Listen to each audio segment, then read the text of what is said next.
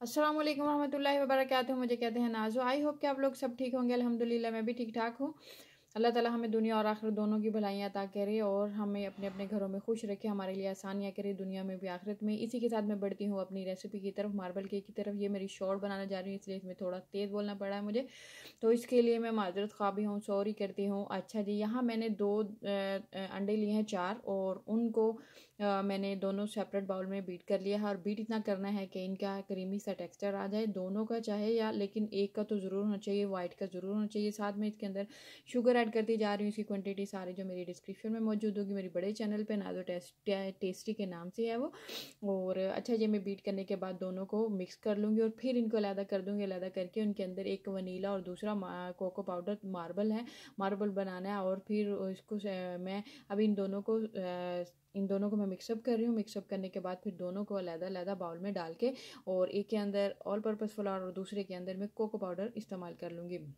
और दोनों के अंदर ऑयल भी इस्तेमाल करूँगी, और साथ में ऑरेंज वनीला की जगह मैं इस्तेमाल कर लूँगी, वनीला की जगह मैं इस्तेमाल कर लूँगी। और साथ में मैं इसको फिर दोबारा से बीट करूँगी। जितना अच्छा ये बीट होगा उतनी ही अच्छी इसकी स्पंज आएगी और केक स्पंज होगी। और ये इसके मैंने इसको छाना नहीं है क्योंकि मैंने बीट करना था। अगर आपने बीट नहीं करना, इसको सिर्फ चम्मच के साथ इसको मिक्सअप करना है, तो ज़रूर इसको छानिएगा।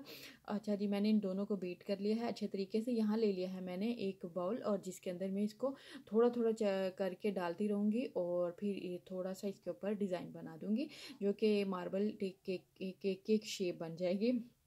अच्छा जी, ये थोड़ा सा टाइम टेकिंग है क्योंकि 1 बाय 1 करके इसको ऐड करना है। एकदम भी हम ऐड कर सकते हैं, लेकिन मैंने स्पून के साथ मैं फर्स्ट टाइम बना रही थी, तो थोड़ा सा था कि अच्छे तरीके से बन जाए, मुझसे अच्छे तरीके से बन जाए, तो इसलिए थोड़ा सा ये भी था, तो इसलिए मैं 1 टाइम में नहीं सिक्योर फील नहीं कर रही थी। अच्छा जी, यहाँ जो है मैंने इसको रख दिया है ओवन में, और इसको 10 या 15, लेकिन 15 में ये रेडी नहीं हुआ था, फिर मैंने इसको 10 मिनट और स्पीड देकर रेडी किया।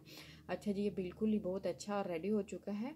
आई होप कि आपको मेरी ये रेसिपी पसंद आएगी। अगर पसंद आई तो लाइक कीजिएगा, सब्सक्राइब कीजिएगा, और कमेंट बॉक्स में बताइएगा अगर कोई मेरी कोई चीज़ नहीं पसंद, या मैं कुकिंग करते हुए कुछ ऐसा करती हूँ जो नहीं आपको पसंद, कि मुझे इसको एक चेंज करना चाहिए, तो आप मुझे बता सकते हैं, आप सजेस्ट कर सकते हैं।